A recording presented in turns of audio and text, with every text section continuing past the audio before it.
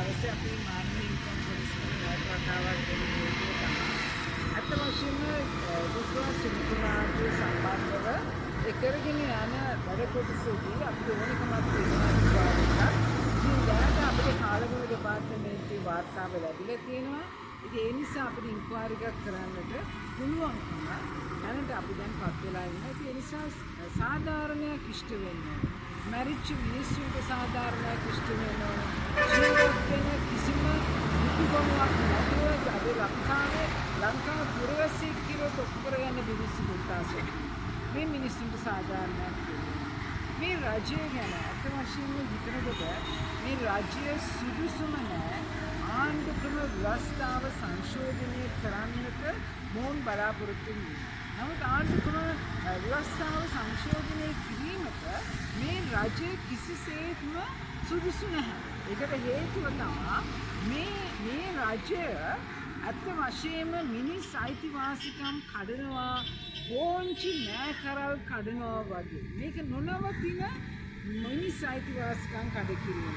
මම කැමති පුංචි උදාහරණයක් කිව්වක් ගන්න. අපි කියනවානේ මාළුවා නැහින්නේ කටින්ද කියලා. ඒ නිසා මේ රාජ්‍යයේ ඇතැම් මිනිස්සු ඇත්තටම නැහින්නේ තමන්ගේ කට පරිස්සම් කරගන්න නිසා. ඒ වගේම අපි කියනවා මේ ආණ්ඩුව ගැන හැදෙන ගහට පැත්තෙන් දැනේ කියලා. අපි දන්නවා ගහ හැදෙන්නේ ගොනාගේ පැත්තටද එහෙම නැත්නම් ගහ හැදෙන්නේ අර හිරු එළියන පැත්තට කියලා. හිරු එළියන පැත්තට හැදෙන ගහ කෙලින්ම යනවා. හැබැයි ගොනාගේ පැත්තට යනවා.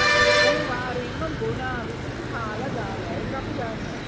මේ අපි කියන්නේ අත වශයෙන්ම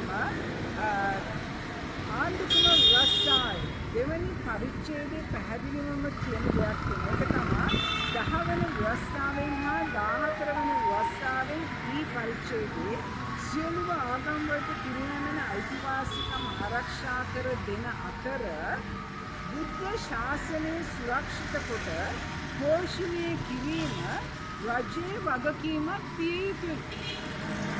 බුද්ධ ශාසනය සුරක්ෂිත කොට පෝෂණය කිරීම රජයේ වගකීම විය යුත්තේය. බුදු සසුන ආරක්ෂා කිරීම රජයේ වගකීම.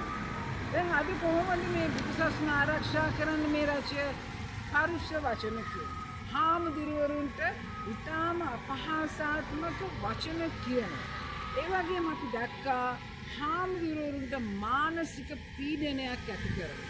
දැන් මේ දෙක මේ ව්‍යවස්ථාවෙන් බලාපොරොත්තු වෙන මේ බුදු සසුන පෝෂණය කිරීමක් නෙමෙයි සිද්ධ වෙන්නේ. මේ සිද්ධ කරන්නේ අත් වශයෙන්ම බුදු සසුන මේ ජීවනය දාගත්ත කෙනාව අපහාසයට ලක් කිරීම සහ ඒ වගේම ඒ ස්වාමීන් වහන්සේලාට අත් වශයෙන්ම ගරු නොකිරීම. දැන් මේ ක්ලීන් කරන්නේ රටේ අනාගතයේ මේ දේවල් බලන් ඉන්න දරුවන්ට මොනවද යවන්නේ. අපි දැක්කා ඒ වගේම ඒ අත් වශයෙන් තාම අපහසුතාවයට පත් වෙනවා. මේක විවස්සාවෙන් කියනවා සියලු ආගම් ආරක්ෂා කර දිය යුතුයි කියලා. දැන් මේකවත් නොදන්න මිනිස්සුන් මේ පාර්ලිමේන්තුවේ ඉන්නේ. දැන් මේගොල්ලෝ දන්නේ නැහැ විවස්සාව කියන්නේ මොකක්ද කියලා. ඊළඟට විවස්සාවේ 3 වෙනි පරිච්ඡේදයේ කියනවා සර්ව සාධාරණත්වයේ අයිතිවාසිකම්. ඒ කියන්නේ 12 එක නීතිය පසුබිම සහ ක්‍රියාත්මක වන පරිදි නීතිය රැකවරණයද සර්ව සාධාරණ විය යුතුයි. නීතිය සර්ව සාධාරණ විය යුතුයි. ඒ කියන්නේ මොකක්ද? ඒ කියන්නේ කෙනෙක් වැරදි කියලා ඔප්පු කරනකම් ඒ පුද්ගලයාව ආරක්ෂා විය යුතුයි. අපිට බෑ පාරේ ඉන්න මිනිහෙන් බෙල්ලෙන් අල්ලලා කියන්න උඹ වැරදි කරනවා. එනින් උඹ හිරිලා. ඕනෙක අපරාධකරුවෙක් වෙන්න පුළුවන්, මිනිමරුවෙක් වෙන්න පුළුවන්. එවැනි ඕන කෙනෙක්ව අපිට හිතුවටේ ගිහිල්ලා හිරේට දාන්න බෑ. ඒ කියන්නේ මේ රටේ යම්කිසි කෙනෙක්ට ගැටලුවක් තියෙනවා නම් Taman වැරදිකාරයෙක් කියලා එතකොට ඒ පුජිරාට හැකියාවක් තියෙනුනේ නීතිඥවරයෙක් හොයාගන්න. නීතිඥවරයෙක් හොයාගත්තාම මේ නීතිඥවරයා තමයි උසාවියට ගිහිල්ලා ඒ පුද්ගලයාගේ නිර්දෝෂීභාවයෙන් හරි එහෙම නැත්නම් වැරදි කියලා ඔප්පු කරන්නේ. එහෙම නැතුව මේ නිකම්ම ඒ මිනිස්සුව ගින් බෙල්ලෙන් වල හිරේ දාන්න බෑ. මේක මේ විවස්සාව කියන්නේ. මේක මගේ මේ අජන්ත පෙරේ කතාවක් නෙවෙයි. එතකොට මෙහිම වෙච්චහම දැන් මේ ආරක්ෂකයන් කියනවා අපි ආරක්ෂාව දෙන්නේ නැහැ නීතිඥවරුන්ට. ඒගොල්ලෝ කරන ඒ නීතියේ ඒගොල්ලෝ කරන උසාවිය කියන හේතුවට අනුව අපි ඒගොල්ලන්ට ආරක්ෂාව දෙන්නේ නැහැ කියලා. මේක මහ විහිළු කතාවක්. ඒ කියන්නේ මේ රජය ආයතනයක් විවස්ථාව දන්නේ නැහැ. බෝංචි කරනවා. බෝංචි කඩන එක නවත්තන්න. ඒක විවස්ථාව නිසා තමයි අද ওই 225 පාර්ලිමේන්තුව අසරින් ඉන්නේ. දැන් එහෙම නැතුව මේ කවුරුත් මේ කිව්වේ නැහැනේ පාර්ලිමේන්තුවට යන්න කියලා. යටිනේ ඉන්නේ විවස්ථාවෙන් කියනවා පාර්ලිමේන්තුවක් පත් කරගන්න කියලා. ජනාධිපතිවරයෙක් පත් කරගන්න කියලා. ඒකට ඇතුළට යන මිනිහ විවස්ථාව දන්නේ නැතුව බෝංචි කරන්න පටන් ගත්තා. මොකද වෙන්නේ? මේ රටේ ඒ ක්‍රම වේදයකට යන්න බෑ. නීතිය අතට ගන්න බෑ. අපිට එහෙම අයිතියක් නෑ. නීතිඥවරුන්ට පමණයි පුළුවන් විද්‍යාව ඉස්සරහට ගිහිල්ලා මේ දේවල් ගැන කතා කරන්න. ඊළඟට මෙතන තියෙනවා තුන්වෙනි පරිච්ඡේදය විවස්ථාව. මම කියන්නේ අඩු වශයෙන් මේක අහලවත් ඉගෙන ගන්න ඔය කට්ටිය.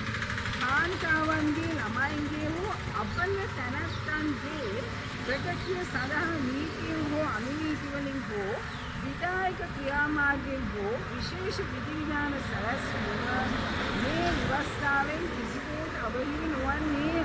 අපල තැනැත්තන්ගේ ප්‍රගතිය උදෙසා ඕනම ක්‍රියාවක් කරලා ඕනම ආරක්ෂා කරගන්න. ඇයි මම මේ කතාව කියන්නේ? අද අපි දන්නවා අස්වැස්ම ලැබෙන්නේ ඉන්න 85156කට අස්වැස්ම ලැබෙන්නේ නැති වෙන්නේ යනවා. දැන් කියනවා ඇයි කියනවාම ඒ අය ඇවිල්ලා ඒ දත්ත පිරෙන්නේ නැද්ද? හැබැයි ඒක පැහැදිලිව කියනවා 28608ක් අන්ත දිලිඳු කාණ්ඩයට අයත් මාසිකව 17500යි හම්බෙන සල්ලි ගන්න. ඊළඟට 56000 ගන්න 56584ක් දිලිඳු කාණ්ඩයට අයිති මාසිකව ලැබෙන්නේ 10000යි සල්ලි. අන්ත දිලිඳු මිනිස්සු ඇවිල්ලා තමන්ගේ දත්ත ටික දුන්නේ නැහැ කියලා 17500ක් අරගෙන ඒ මිනිස්සුන්ගේ අස්වැසිම කපනවා. කොහොමද ඒක කරන්නේ? මේ ව්‍යවස්ථාවේ කියනවා අබල තැනැත්තන්ගේ ප්‍රගතිය සඳහා නීතියෙන් හෝ අනුනීති වලින් හෝ විධායක ක්‍රියාමාර්ග විශේෂ විධිවිධාන සැලසුම්. දෙයියෝ සාක්ෂි දැන් වැටගත්තානේ. දැන් වැටගත්තා අලුතින් අය. දැන් මේ ගත්තාය ටයිකෝඩ් දාගෙන අර බෙල්ලට ටයිපටිය හිර කරගෙන සීතල කාමරවල ඉඳගෙන කඩියක් ගත්තා. ඇයි දැන් මේගොල්ලන්ට බැරි ශේෂ්ත්‍රයට ගිහිල්ලා අර මිනිස්සු මුණ ගැහිලා ඒ මිනිස්සුන්ගේ දත්ත ටික ගන්න? මොකද තියෙන ගැටලුව? සමහරට දත්ත හොරකම් කරයි දත්ත අනිමිනිස්සු දැනගනී කියලා බය වෙන්නේ මේක කරන්නේ නැතුව. නමුත් විවස්ථාවේ කියනවා අස් රස්ම කපන්න බෑ කාගේවත් ඔවුන් දත්ත පිරෙන්නේ නැහැ කියලා. ඒ නිසා අපි විශේෂයෙන් මතක් කරනවා 85156කට මෙවැනි අපහාසාත්මක මෙවැනි වැරද්දක් වෙන්න බෑ. අද අපි දන්නවා අස්වැසුම ගන්නවා කම්පියුටර් ගෙදර තියෙන iPhone තියෙන කාර් තියෙන මේ තමයි දත්ත ටික ඉක්මනට පුරවලා තමන්ගේ අස්වැසුම ගන්න උත්සාහයක් ගන්න. හැබැයි අර අහිංසක මිනිස්සු අවුරුදු 45කට පස්සේ පාර්ලිමේන්තුවේ වැසිකිලි ටික දැනගන්න හදන්න පටන් අරන් මේ රජය. ධනවාදී රජයන් දීච්ච වැසිකිලියට ගියා පාර්ලිමේන්තුවේ. අද සමාජවාදී රජයක් ගිහිල්ලා මේ ඒ අයගේ අයට ගැලපෙන්නේ නැහැ කියලා වැසිකිලි ටික වැසිකිලි තමන්ගේ ඇඳුම් මාරු කරන කාමර ටිකයි හදනවා පාර්ලිමේන්තුවේ. මෙන්න සමාජවාදය. රජමෙනවා සමාජවාදය. අනිත් මිනිස්සුන්ට ධනවාදී කියලා කියපු ඔක්කොම මිනිස්සුන්ට පුළුවන් වුණා පාර්ලිමේන්තුවේ වැසිකිළිය පාවිච්චි කරන්න. වතුර ලීක් වෙන ඒවා, උඩ පුපුරලා තියෙන ඒවා අර ධනවාදී මිනිස්සු දැක්කේ නැහැ පාර්ලිමේන්තුවේ. හැබැයි සමාජවාදී කියලා ආපු ටික අද ඉක්මනට වැසිකිළි ටික හදනවා. හැබැයි ඒ වැසිකිළි ටික හදන ගමන් අර ආශ්වාසම කපනවලු 17500ක් හම්බෙච්ච මිනිස්සුගේ මේකට දෙයියෝ සාක්ෂි උඹලා කියන්නේ සමාජවාදය කියලා. ඔය සමාජවාදය එහෙනම් ඔය කොහේ හරි පාර තියෙන කඩේකින් ගන්න පුළුවන් සමාජවාදය. මතක තියාගන්න ඕගොල්ලෝ ලොකු මිනිස්සුනේ නෑ ඔය පාර්ලිමේන්තුව ඇතුළට ගියා කියලා. මම දන්නවා දැන් මොකද වෙලා තියෙන්නේ කියලා. පාර්ලිමේන්තුවේ AC එක දාන්න කොච්චර වියදමක් යනවද? පාර්ලිමේන්තුව ඇතුලේ AC වලට යන වියදම, විදුලියට යන වියදම අති විශාලයි, අති දැවැන්තයි. ඒක නිසා තමයි ටයිකෝඩ් දාගෙන ඔක්කොම හිර කරගෙන ඉන්නේ පාර්ලිමේන්තුව ඇතුලේ. නැත්තම් වෙන හේතුවක් නිසා නෙමෙයි පාර්ලිමේන්තුව ඇතුලේ හරි සීතලයි. දවල්ට කාලාම හුඟක් කට්ටිය නිදි. 225ක් පාර්ලිමේන්තුව ඇතුලේ ඉන්නවා. හැබැයි කතා කරන්නේ 10 දෙනයි. මේකටද අපි සල්ලි ගෙවන්නේ. පාර්ලිමේන්තුවේ ඉන්න മന്ത്രിවරුන්ට හම්බෙන වැටුප ඒ කියන්නේ සමස්තයක් විදිහට ඔක්කොම එකතු කරලා ගත්තාම ලක්ෂ 4ක් විතර වෙනවා. හැබැයි කතා කරන්නේ 10 දෙනයි. අනික් අය මොකද කරන්නේ? කාලා ඇවිල්ලා නිදි. ඉතින් මේකද සිස්ටම් චේන්ජ්. මේකද අපි ඉල්ලුවේ. මේකටද මේ අවුරුදු 45කට පස්සේ දැන් අර වැසිකිලි ටික හදන්න පටන් ගත්තේ. හැබැයි ආශ්වාසම ලැබෙන්නේ ඉන්න මිනිස්සුන්ට කියනවා ඕගොල්ලෝ සෙල්ලම් කරන්න එපා කියලා. ලාල්කාන්ත මල්ලි දැන් අර ලස්සන වෙලා ජම්බු බෙඩියක් වගේ ලස්සන වෙලා ඉන්නේ. ඒ ලාල්කාන්ත මල්ලි නිතරම ගියානේ අර ආයතනයකට ගිහිල්ලා කිව්වා AC එක දාලා ඉන්න පැත්තේ මිනිස්සු සුදු වෙලා අනික් අය සාමාන්‍ය පාටයි. ඉතින් මල්ලි ඔයා ජම්බු බෙඩියක් වගේ ඉන්නේ. ඔයාත් අර හොඳ AC එකක් දාන්නේ ඉන්නේ පාර්ලිමේන්තුවේ. ඒ AC එකේ ඉඳලා තමයි ඔයා ජම්බු බෙඩියක් වගේ වෙලා තියෙන්නේ. ඉරිසියා කරන්න එපා. ඒ මිනිස්සු රස්සාව කරනවා ඕගොල්ලෝ ඉඳලා ඉట్లా පොඩි පාර්ලිමේන්තුවේ පොඩි ජෝක් එකක් දානවා. එච්චරයි කරන්නේ. පාර්ලිමේන්තු ජෝක්ස් තමයි අපිට අහන්න හම්බෙන්නේ. හැබැයි ඕගොල්ලන්ට ලක්ෂ 4ක් විතර පඩියක් කියනවා. ඒක පක්ෂයට බර කරා කියලා. ඒක මගේ ප්‍රශ්න නෙමෙයි. ඒක ඔයාගේ ප්‍රශ්නේ. අංගමල්ලිගේ ප්‍රශ්න. ඒක මගේ ප්‍රශ්න නෙමෙයි. මිනිස්සුගේ ප්‍රශ්න නෙමෙයි. ඕගොල්ලෝ පඩි ගන්න නැතුව ඒවා මේ පක්ෂයට බර කරා කියන්නේ. ඒකට කවුරුත් කියන්නේ බර කරන්න කියලා කොහට හරි ඕගොල්ලන්ට අතර දෙන එක ඕගොල්ලෝ බර කරනවා. ඒක අපේ ගැටලුවක් නෙමෙයි. හැබැයි ඕගොල්ලෝ සැප විඳිනවානේ. දැන් ඕගොල්ලන්ට සැප කොච්චර ඕනද කිව්වොත් දැන් පාර්ලිමේන්තුවත් ඕගොල්ලෝ හදාගෙන යනවා. ඒ නිසා මම ඕගොල්ලන්ට කියන්න තියෙන කමියක් තමයි. ඕගොල්ලෝ සමාජවාදී නෙමෙයි. ඕගොල්ලෝ වරද්දගත්තා පොඩි. ඔගොල්ලෝ හිතේ සමාජවාදී තමයි බාට සරප්පු දෙකක් දාගෙන නිකන් ෂර්ට් එකක් අඳගෙන පාරායනේ ඔක්කොමත් එක්ක සහෝදරයා කොහමද අලෝ මල්ලි නංගි යක්කියා කියන කිව්වම ඔගොල්ලෝ සමාජවාදී කරේ. හැබැයි ඒක උඩින් පිට සමාජවාදී. මේ අත්ත සමාජවාදයන් ඒ නිසා මම ඔයගොල්ලෝ එක දෙයක් කියනවා. අනිත් කරුණාකරලා ආණ්ඩුක්‍රම ව්‍යවස්ථාව වෙනස් කරන්න අපිට ගන්න එපා. ඔයගොල්ලෝ ආණ්ඩුක්‍රම ව්‍යවස්ථාව දන්නේ නැහැ. ඉතින් දන්නේ නැති මමුල කරන්න ගිහිල්ලා අර තවත් බෝංචි කඩලා අච්චාරුවක් හදන්න ඇස් වෙනවා. අනිත් ඔයගොල්ලෝ ආණ්ඩුක්‍රම ව්‍යවස්ථාව සංශෝධනය කරන්න යන්නේ මොකද කියලා මම දන්නවා. මොකද ඒක දැන් ලියන්නේ ඩයස්පෝරා. ඩයස්පෝරා ඔයගොල්ලන්ට ඊළඟදී ආණ්ඩුක්‍රම ව්‍යවස්ථාව කොහොමද සංශෝධනය වෙන්න ඕනේ කියලා. අපි ඒව දන්නවා. අර බෙහෙත් බොන්න හදන්න එපා මේ දරුවට මේ හොරාට. මේකට හේතුව මෝදි මහත්තයා ළඟට දෙකක් වෙලාවට යන්නේ මොකටද?